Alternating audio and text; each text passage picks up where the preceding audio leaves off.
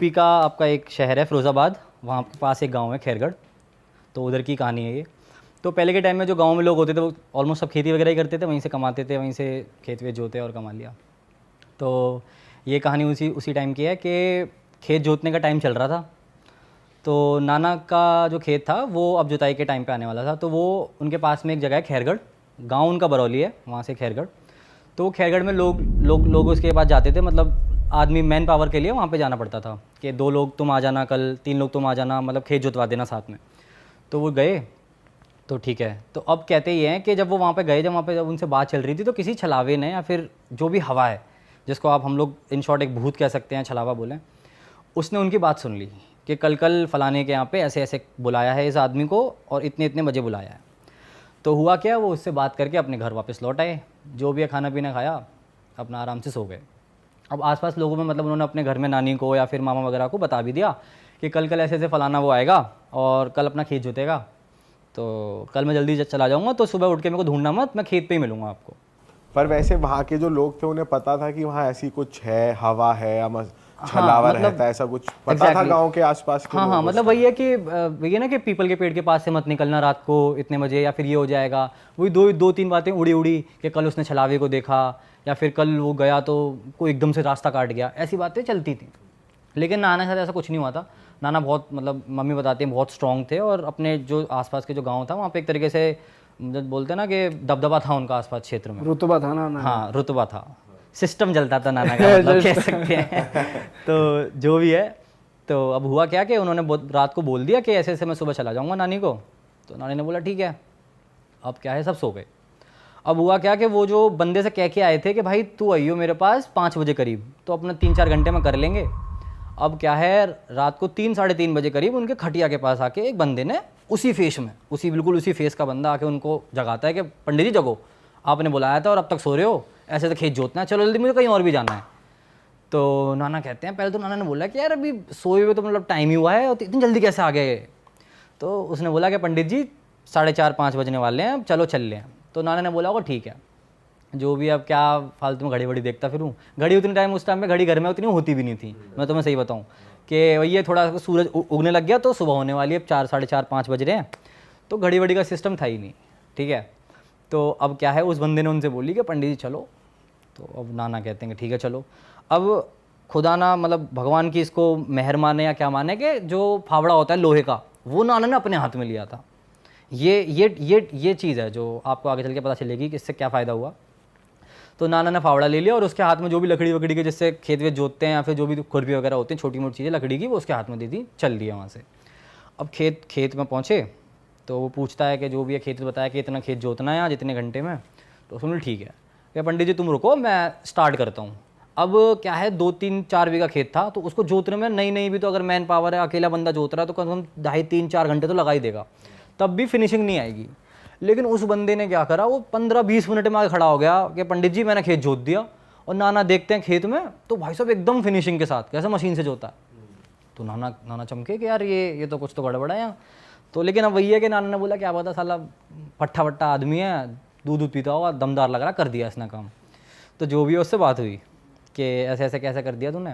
कह रहे पंडित जी कुछ नहीं, आप हो गए हैं 40-50 मिनट, 1 घंटा हो गया, आपको पता नहीं चल रहा, और देखो भी सूरज भी उगने वाला है, तो बताओ क्या करना है अब। तो उन्होंने कुछ नहीं, जो भी उन्होंने थोड़ी बहुत फसल डाली अपना काम करने। अब वो कहता है कि चलो पंडित जी यहाँ पे पोखरिया है। पोखरिया का मतलब होता है कि अगर मैं इन थोड़ा ईजी लैंग्वेज में समझाऊँ, तालाब, जहाँ पे आप मतलब जो गांव के लोग होते हैं वो शौच वगैरह करने चले जाते हैं सुबह के टाइम, तो वो तालाब होता है पानी वानी का।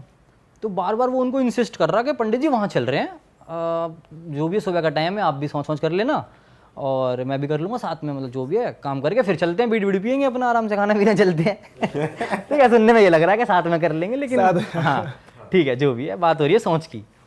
तो अब क्या है, वो नाना थोड़े बहुत मतलब सस्पिशियस होने लग गए कि यहाँ कुछ तो गड़बड़ है भाई, ये बंदा मुझे अब करते सीधे वहाँ ले जा रहा है।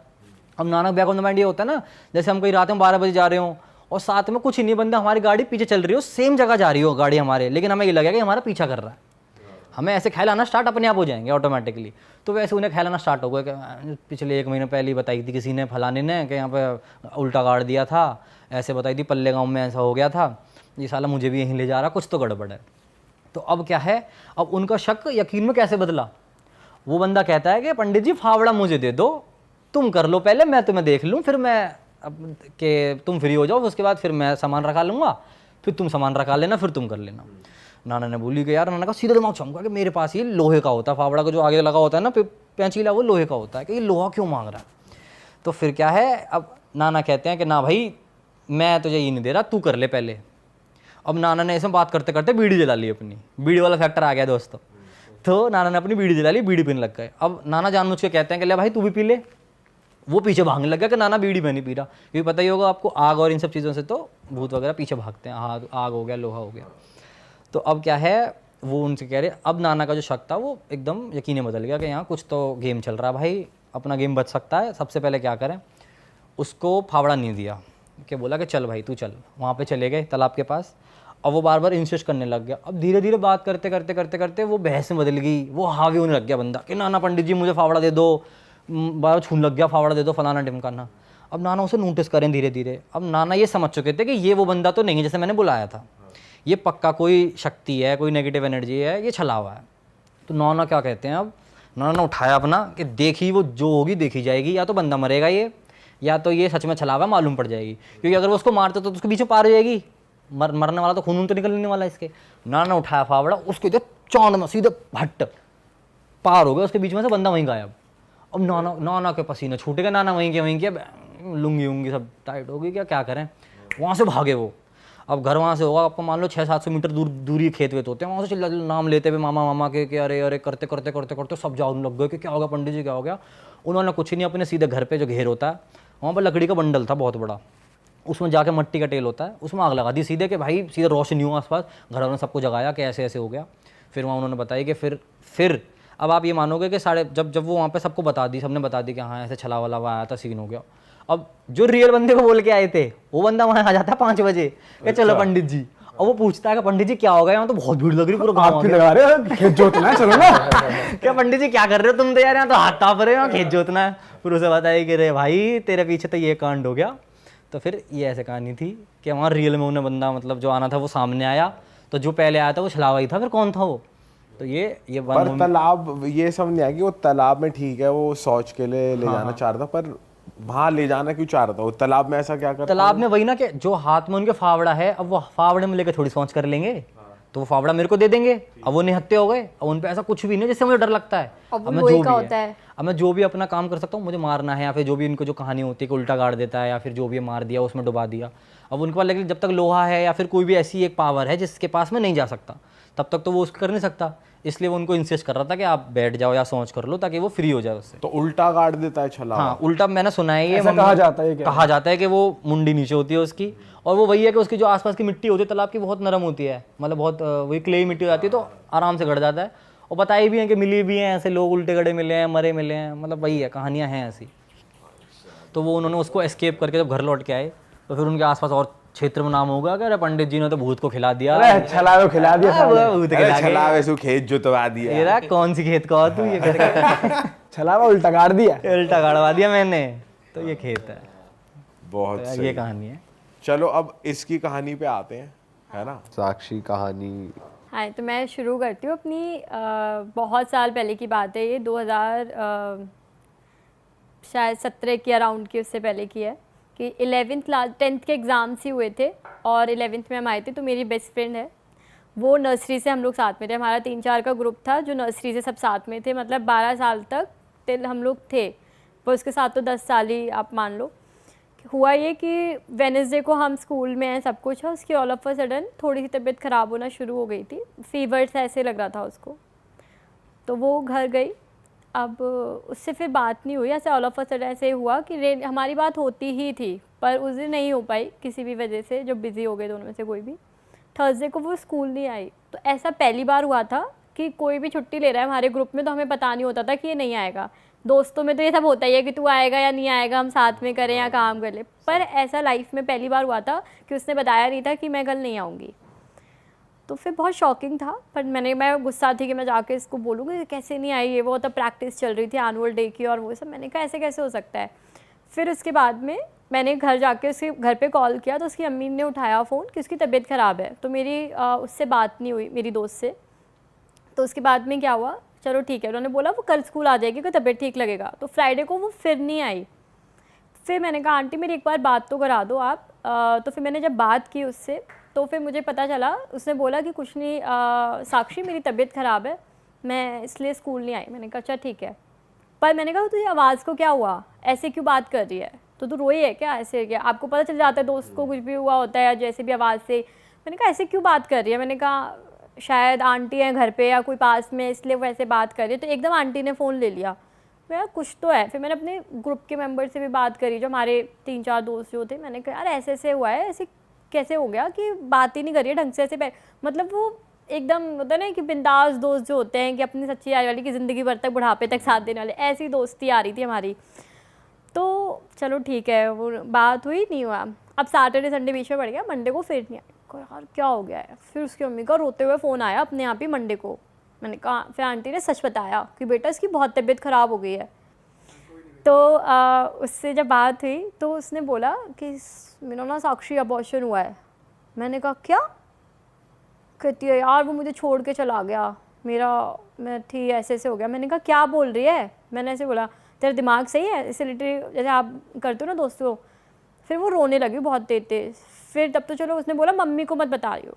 मम्मी को समझ नहीं आया उस कन्वर्सेशन में कि मैंने कहा आंटी तो बात कर रही है कि अब परेशान है, आंटी अलग रो रही है, पर उसने मुझसे अलग आके ये बात करी।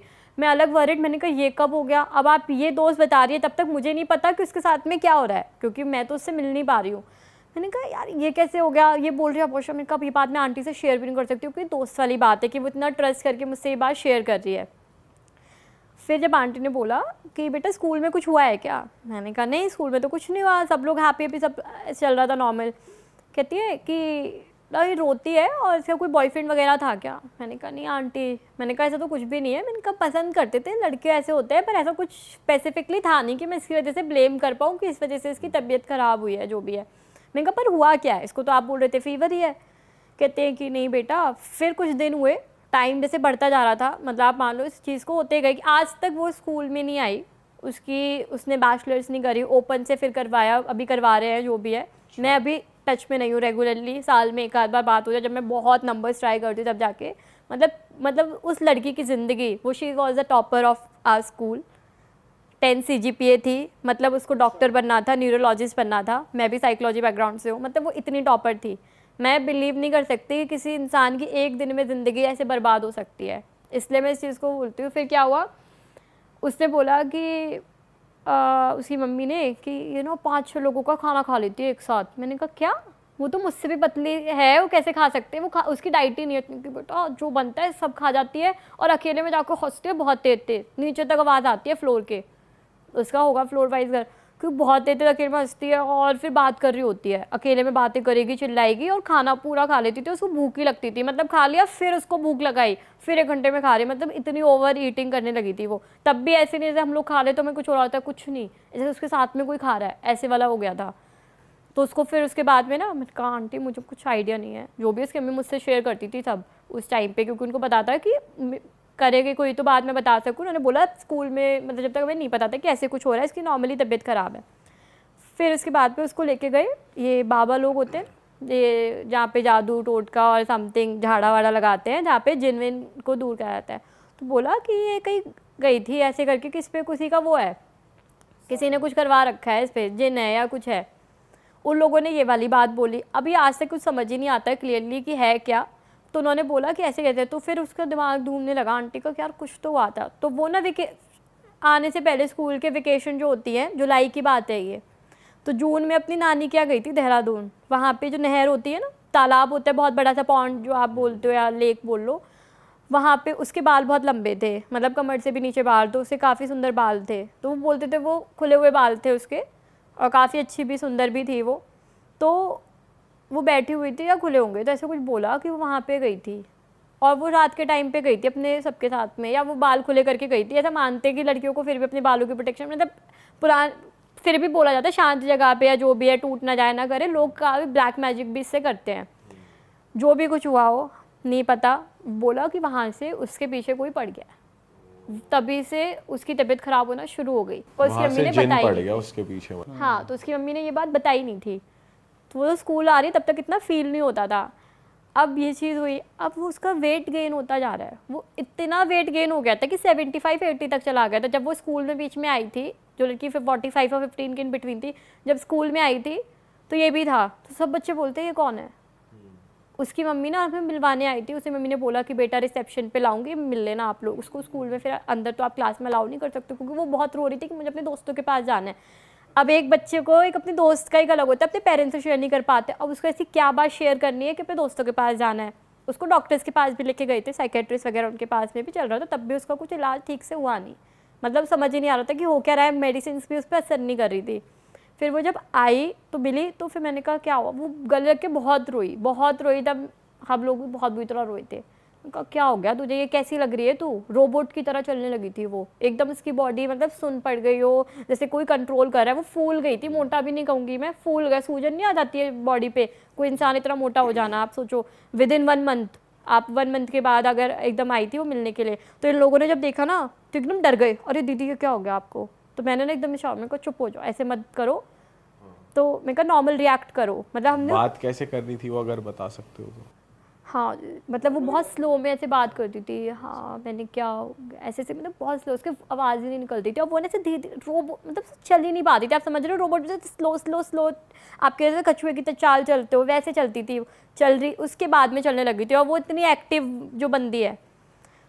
फिर उसके बाद में उसको ले गए, वो करने लगे। फिर उसके बाद में क्या हुआ सोचो, अभी तक मैं बता रही हूँ, मेरी लास्ट ईयर भी बात हुई है जब भी है उससे, तो उसके बाद में वो बातें करेंगी। फिर क्या बीच में वो लगा कि आंटी लोग ना ये लोग मेरी बुराइयाँ कर रहे हैं, हमसे बैठ के ना गालियाँ दे रही है। मैंने कहा क्या कर रही है, मतलब इनका गालियाँ नहीं देती थी ये कभी। हम लोग बैठे हुए हमारे दोस्त साथ में, मैं अकेले नहीं गई थी मिलने, मेरी 2 दोस्त और थी, और वो गाली दे रही है और कह रही है कि मेरी बुराइयाँ कर रहे हैं साक्षी ये लोग। मैंने कहा कौन, कोई नहीं है रूम में। कहते हैं बैठे तो है सामने। मैंने कहा कौन बैठे हैं, कहते हैं सच में बैठे हुए हैं।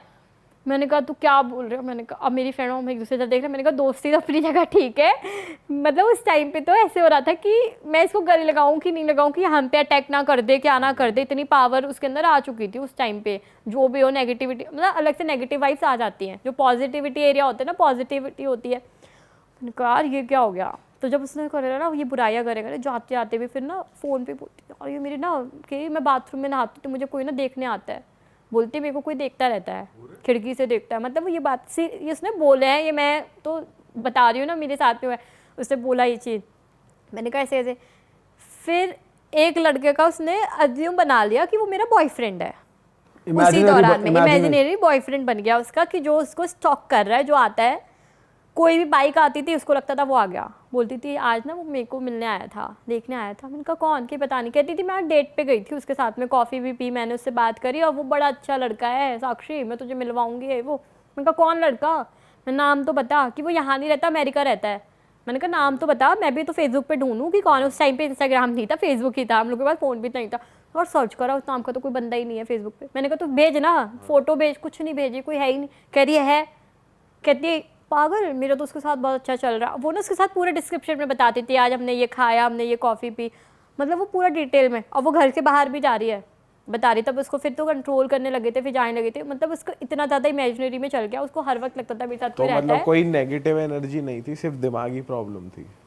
आप बोल सकते हैं अभी तक ये चीज़ जस्टिफाई नहीं हो पाई। जैसे उसकी मेडिकेशन चल रही है तो इन दौरान वो चीज़ भी हो जाती है। पर अगर आप उस पर बोलोगे कि जैसे कि जो उनके बाबा या उन लोगों ने बताया कि वो इस तरीके से गई थी, इतने लोगों का खा लेना, अगर आप दिमागी उससे भी तो आपकी बॉडी पे पता भी चलता है ना। फिर भी आप कितना खा लोगे, कितना आप किसी को, अगर आपको वो ना जब हरकतें करती थी मतलब चिल्लाना या किसी को पकड़ लेना या अपना किसी चीज़ को पुश कर देना, उसमें इतनी एनर्जी कहाँ से आ गई कि वो एक बेड को शिफ्ट कर लेगी। अगर उसको 4 लोग पकड़ रहे हैं वो फिर भी नहीं रुक पा रही थी, उसके अंदर इतनी एनर्जी आ गई थी। होती थी उसके साथ, हाँ ये चीज होती थी, अटैक करना। हाँ हुई थी। तो उसके पापा मम्मी उसको पकड़ते थे, मतलब लिटरली बताते थे कि पकड़ते थे, रुक जाओ। मतलब सोचो आप एक लड़की, अभी आप मुझे पकड़ो, कोई भी इजीली एक इंसान आराम से पकड़ लेगा, पर उसके बाद इतनी एनर्जी थी, उसके भाई बहन सब उसको बैठ के पकड़ रहे कि इसको मत कर मत कर। तो उसके अंदर इतनी एनर्जी थी उस टाइम पे हाई लेवल। पर उसका पूरा डिस्क्रिप्शन आप दोनों चीज़ों में निकाल सकते हैं, कि आप मेंटल हेल्थ से भी ले सकते हो और एक इससे भी कि वो वहाँ पे गई थी, वहीं से होना शुरू हो गया। उसकी अम्मी का ये था कि वहाँ से उन्होंने चीज़ें देखना शुरू कर दी थी, कि अकेले में रहने लगी थी और बातें करने लगी थी, हंसने लगी थी बहुत तेज तेज।